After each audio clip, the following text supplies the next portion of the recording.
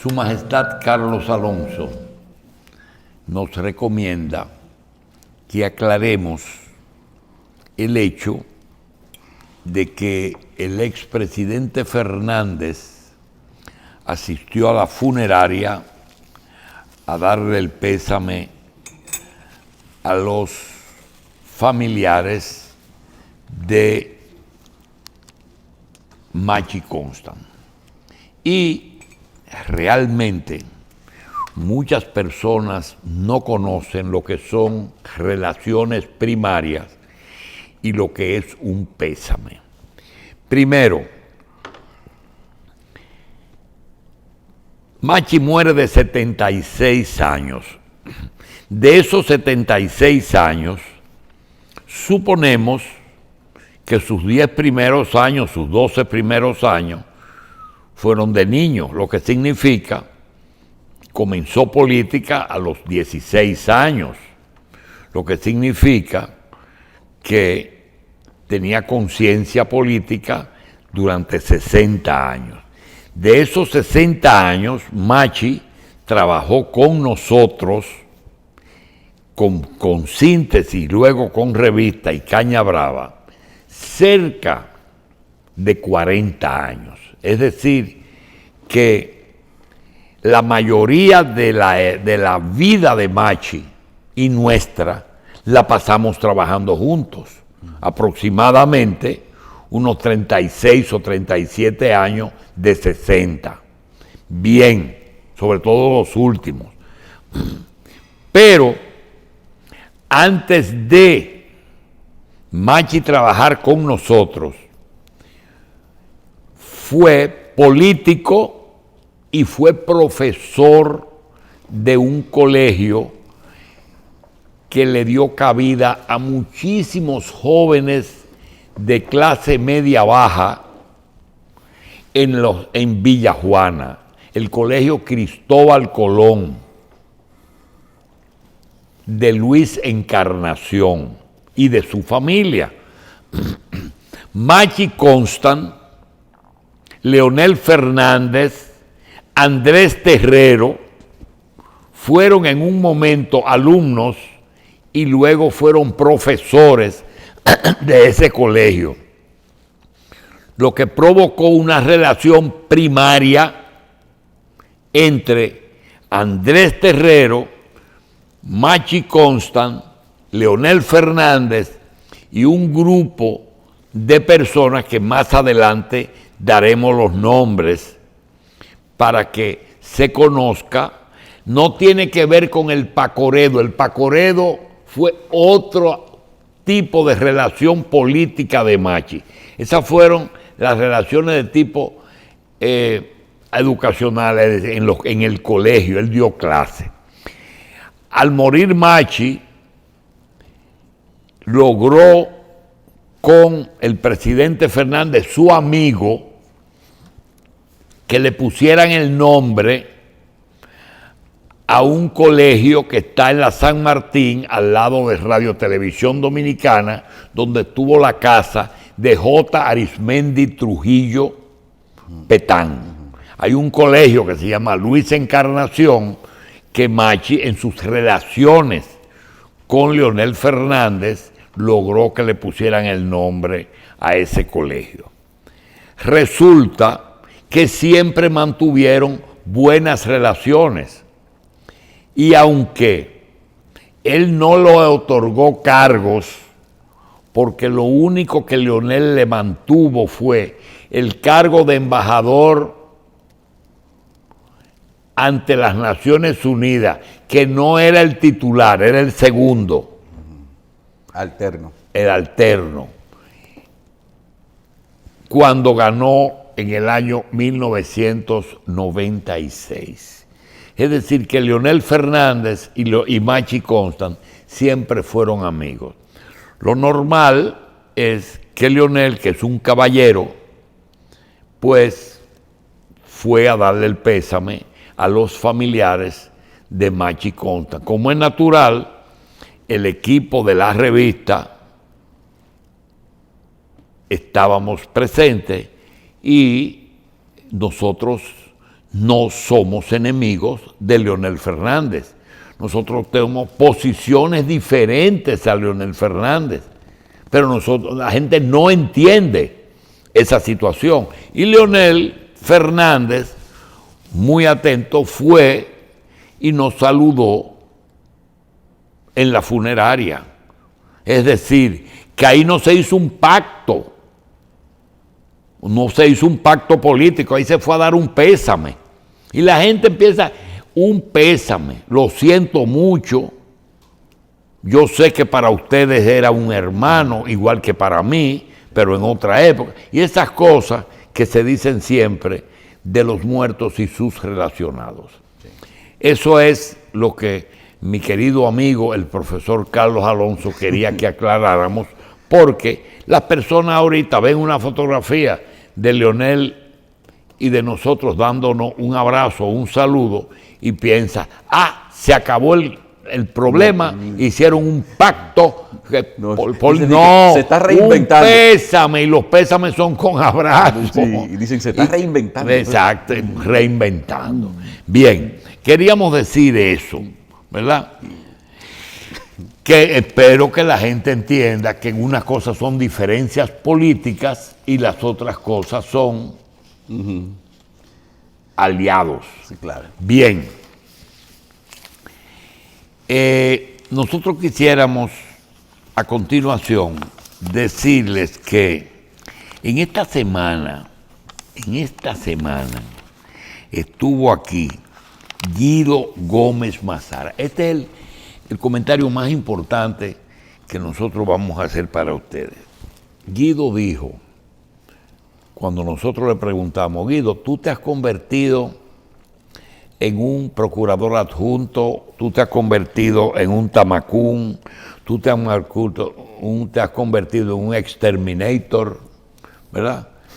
Donde quiera que haya corrupción y peligro. Y me dijo, no, yo sencillamente, cada vez que veo un expediente, trato de darle curso. Y aclaró muchas cosas. Ahora, dijo algo que nosotros tenemos conocimiento de eso. Dijo, el próximo expediente es contra Jean Alain Rodríguez, ex procurador general de la República, porque Jean Alain cometió un acto de corrupción en la construcción de la nueva cárcel que le dicen la Nueva Victoria y que se encuentra en las inmediaciones del Pueblo de Guerra. Bien, nosotros fuimos originalmente a ver esa instalación en construcción y asistimos luego a la inauguración. En esa inauguración recuerdo que habló el procurador y habló doña Zoila Martínez Guante, porque ella pidió durante varias oportunidades el que se construya una cárcel porque el estado de la Victoria era ya insostenible. Y como ella insistió tanto, le hicieron un reconocimiento, está en todos los discursos. Ahora, él dice, Jean Alain cometió corrupción en el presupuesto de la construcción de esa cárcel.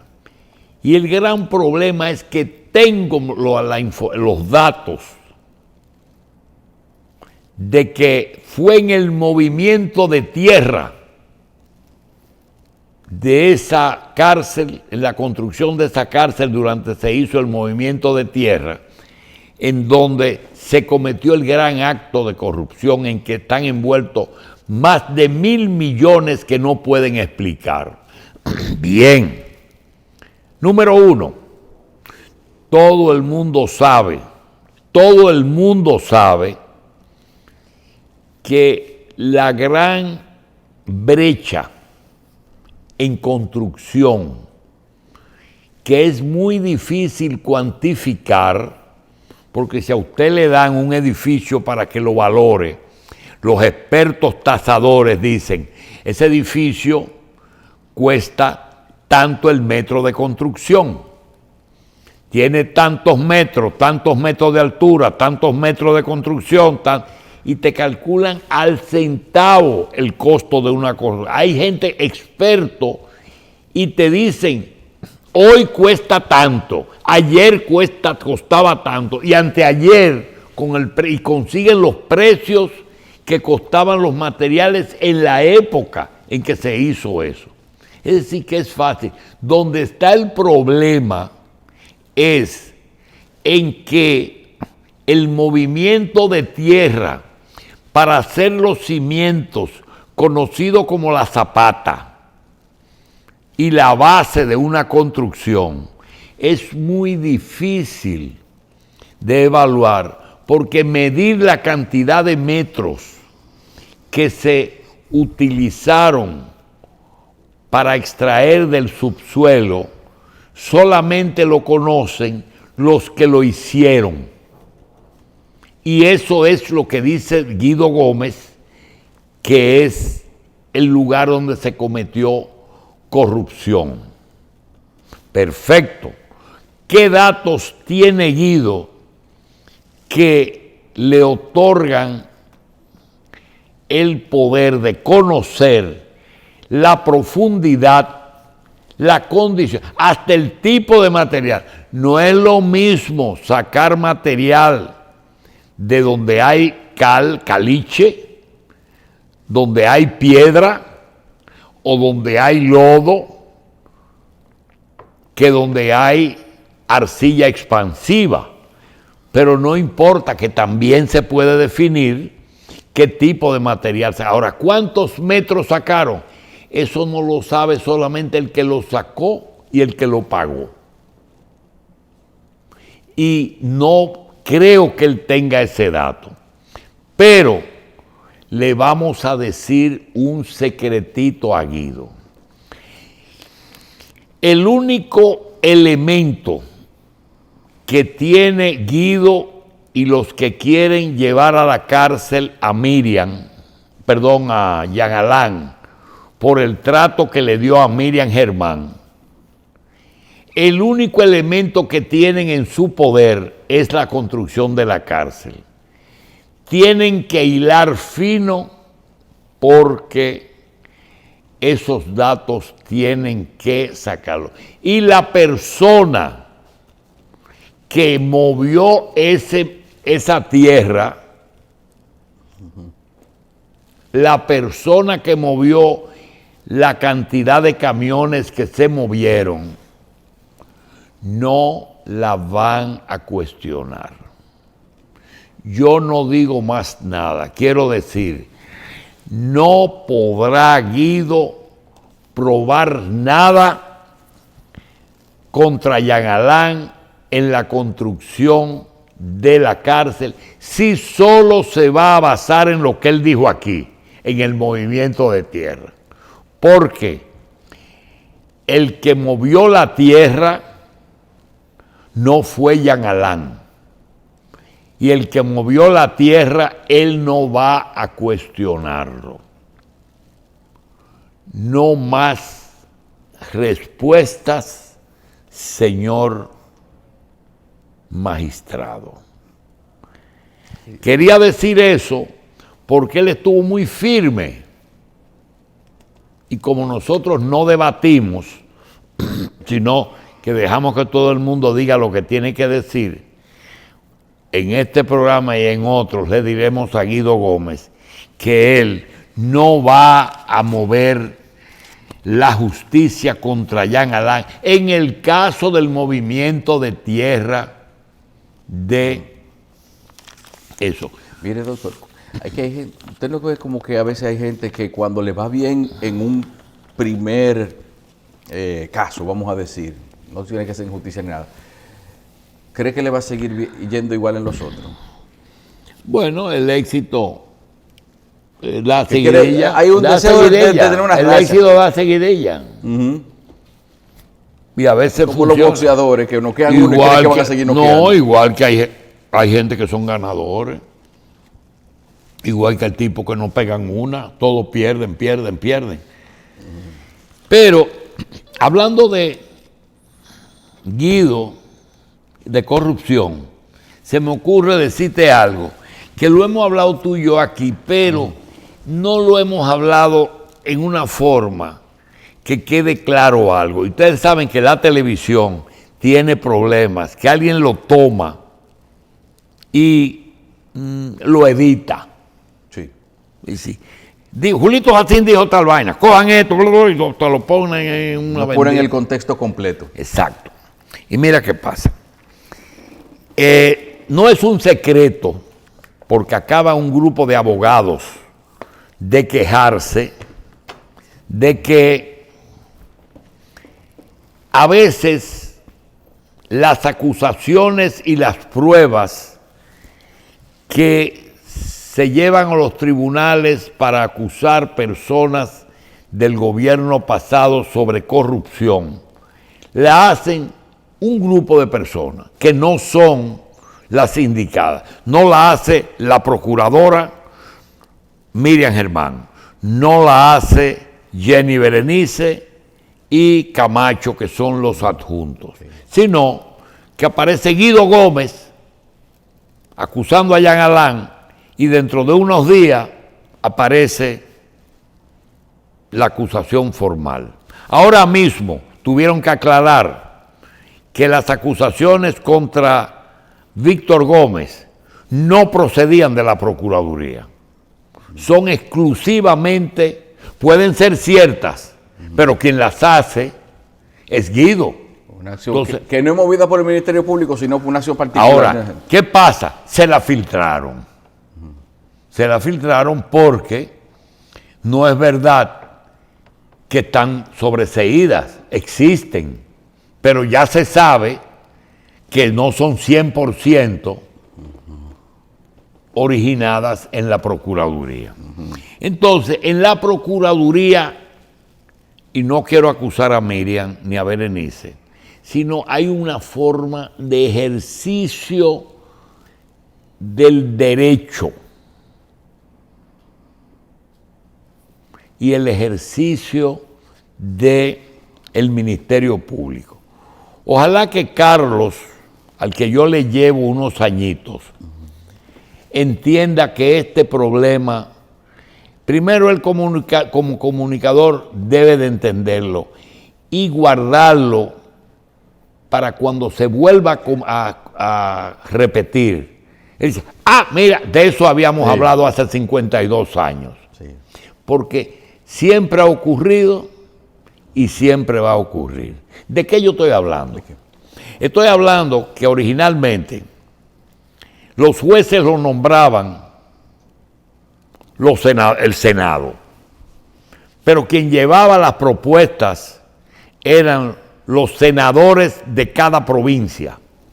Y resulta que aquí hay una Suprema Corte y debajo hay cortes que son las que dan las sentencias definitivas. Cuando alguien no está conforme con una sentencia de la Corte, entonces apela a la Suprema, que lo único que dice la Suprema no es que es justo o no, sino que el derecho fue bien aplicado o no. Es decir, que la Corte de Apelación es la última instancia. Lo otro es ver si la Corte de Apelación aplicó bien el derecho. Existe la constitucional, pero solamente para casos de violación o de mala aplicación de la Constitución de la República, que son dos supremas, una que es la constitucional y la otra que revisa todo. Pues resulta que los senadores recomendaban a los jueces y lo nombraban. ¿En dónde? En los lugares en donde se nombraban los jueces de las cortes. Cortes. En la capital hay una corte, se llama Corte de Apelación. En Santiago hay una, en La Vega hay otra, en Montecristi hay otra, en San Pedro hay otra, en San Juan hay otra, y en San Cristóbal. Es decir, que pueden haber 7 u 8 cortes de apelación. Antes, en el pasado, los senadores de esas cortes se buscaban el voto del resto de los senadores y nombraban sus jueces. Y como dijo algo, más vale una pulgada de juez que 1 kilómetro de abogado. Entonces ahí se cocinaba la sentencia. Después se decidió resolver ese problema y crear el Consejo de la Magistratura y sacar la política. El presidente de la República, el presidente de la Suprema, el presidente del Senado, el presidente de la Cámara de Diputados, el procurador general de la República, un juez de la Suprema, un juez de la Cámara de Diputados, en fin, y un juez del Senado, de partidos diferentes. Son 6 o 7 miembros que son políticos y nombran entonces la Suprema Corte, el Tribunal Constitucional y nombran las altas cortes. Pero lo único que cambiaron fue el lugar, porque la política sigue. Y resulta que la política tiene que ver con la justicia. Y la política tiene que ver con la justicia en todo. El presidente, para quitarse ese problema, dijo, yo voy a independizar la justicia, pero nombró a la procuradora a él. Le dijo, tú eres independiente. Así como vino el doctor Mena y dijo que la economía pesa más que la misma salud. Porque es así. ¿Cuándo tuvimos vacuna? Cuando teníamos los cuartos. Es así. ¿Cuándo tú te salvas? Cuando tú puedes tener $1 millón de pesos para que te metan en una unidad anti-COVID. El dinero es importante en economía. Entonces, las relaciones de los abogados con los ministerios públicos, no estoy hablando con la Procuraduría, son abogados. ¿Cómo funciona eso? Muy sencillo. Aquí hay lo que se llama procuradores adjuntos que con la esperanza de conservar cargos o con la esperanza de que no lo metan en el lío, trabajan y cooperan. Hay ejemplos muy claros. En el caso Coral, hay un capitán o un coronel o un tipo que fue y dio todos los detalles del caso de Cáceres. ¿Y cómo le pagaron? No dejándolo preso, lo dejaron con domiciliaria. El que dijo sí, todo. Girón. Ahí está. Usted lo dijo todo. Usted está fuera. Procurador adjunto. Guido ya tiene muchos casos que él obtiene en una forma inusual. Procurador adjunto. Yocasta está haciendo acto horario en la Procuraduría, en compras y contrataciones. Procuradora adjunta. Informante privilegiado, eso es lo que usted está diciendo. Sí. La Melenciano en la Cámara de Cuentas, en ese escritorio que están las pruebas que ustedes están buscando. Procuradora adjunta. Entonces, hay los procuradores adjuntos que tratan de dar información o para ellos excluirse. Yo no sé, yo cooperé. Y en verdad el que coopera en toda parte del mundo. Es más, en Estados Unidos está bien tipificada la delación pagada o premiada. Ellos no dicen pagada, sino premiada. Aquí tenemos a Quirino, que es un rey del transporte en la provincia de San Juan. Pero un rey del transporte. Sí. Por aquí tuvo el abogado de César Abusador diciendo que él no está dando declaraciones de delaciones premiadas tampoco. Nada de eso. Entonces, hay también otros usos que se le dan a los procuradores adjuntos. por diferentes razones, algunos abogados, que hoy son 5, que hemos identificado, 5 abogados, que no son los adjuntos que mencionamos adelante, sí. ¿Oíste? Ajá. No son ni la Melenciano, no. Ni Guido, ni Girón, no, esos son ya adjuntos. Cooperantes. No, cooperantes.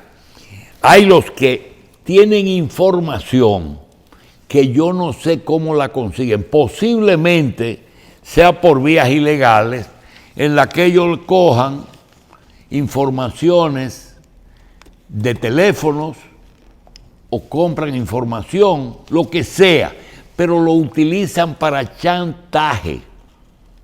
Es un grupo de abogados que son, hasta ahora hemos identificado 4. Esos señores son magníficos abogados, pero se especializan en, cuando tienen el caso, entonces van a la otra y le dicen, tengo esto tuyo. Si no me das un besito, te apeo. El lorito. Sí. ¿Tú no te das cuenta del lorito? ¿Qué oyó eso? Es un lorito que le dio una bola a una lorita y cuando iban por la mitad del camino dijo, Lorita, si no me das un besito, te apeo a mitad del camino. Lorita no tuvo más gente que dar el besito al lorito. El otro es, si me atacan, digo. Sí. Entonces negocian esa información. El problema es que el que hace este negocio tiene que tener mucho cuidado, sobre todo cuando ellos cobran, tienen que darse por vencido porque no le pueden pasar esa información a otra persona para que vaya a seguir chantajeando. ¿Entendiste? Entendí, doctor. Pero mire, yo pensaba que usted, y no sé si lo tiene previsto hablar dentro de su comentario más adelante, es el asunto de que hubo un sometimiento no de la Procuraduría, sino de otros abogados de una parte que se constituyó en demandante a otro hermano del presidente también, que dicen, del expresidente Danilo Medina, que dice que lo acusan de que no le pagó un dinero a una gente y cosas. Y yo digo, eso se enmarca también dentro de lo que son acciones no originadas en el Ministerio Público, pero que cuentan con un apoyo de información privilegiada de cómo se desenvuelven esos casos.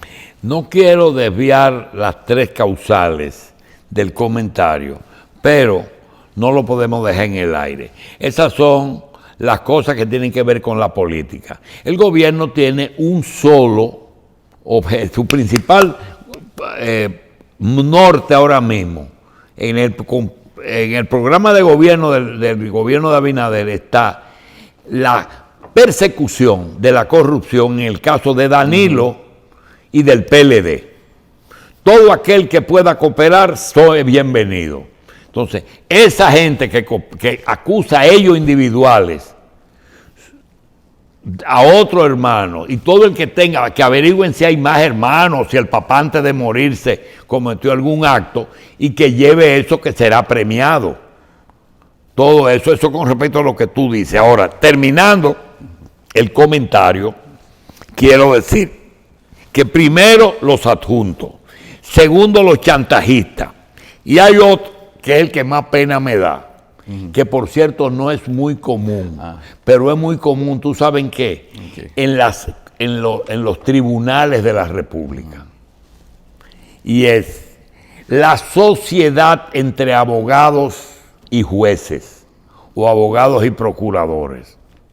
Mira, aquí me llegó esta acusación, aquí hay caso. ¿Tú sabes lo que quiere decir que hay caso? Sí. Tenemos un caso, es decir, tenemos los elementos. Ellos andan buscando un abogado. Ve y busca ese caso y lo vamos a llevar tú y yo, el juez o el procurador con el abogado. Y hay abogados que se especializan en eso. Porque, ¿qué es lo primero que averigua un acusado que esté culpable? Lo primero, ¿quién es amigo de ese juez? Sí. Y el abogado le hace llegar al acusado el que yo soy amigo de ese juez o de esa... Yo tengo mi mano y le llevan pruebas. Mira, lo tengo aquí entero el caso. El caso te cuesta. Ahora, te garantizamos esto, aquello y lo otro. No te garantizamos la Suprema, sino te garantizamos esta instancia. O te garantizamos la Fiscalía de la capital, te garantizamos la Fiscalía de Santiago, dependiendo de donde el abogado tenga el socio.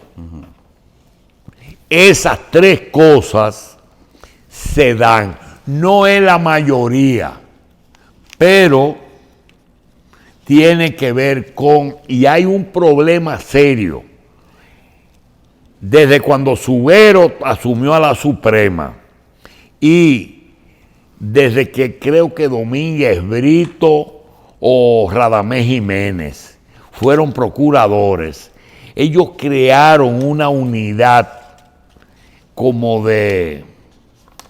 ¿Cómo es que se llama eso que tiene la policía? Asuntos internos. Asuntos internos. Y esos señores a veces, averiguando fiscales o averiguando jueces, averiguan las dos cosas. ¿Verdad? Averiguan las dos cosas. Se dan cuenta. Y esos de asuntos internos a veces llevan las cosas, pero a lo mejor los jefes de ellos están involucrados. Ay, coño. Y entonces déjame eso ahí. ¿Verdad? Sí. Déjame eso ahí, que hablamos después. El asunto es que pasó con Quirino. ¿Quién hizo a Quirino capitán? Todavía estamos averiguando. Todavía estamos averiguando quién lo hizo capitán. Porque él era capitán del ejército.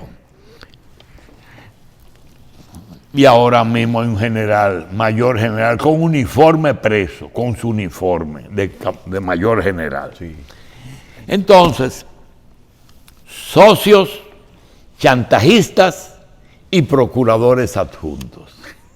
Pausamos.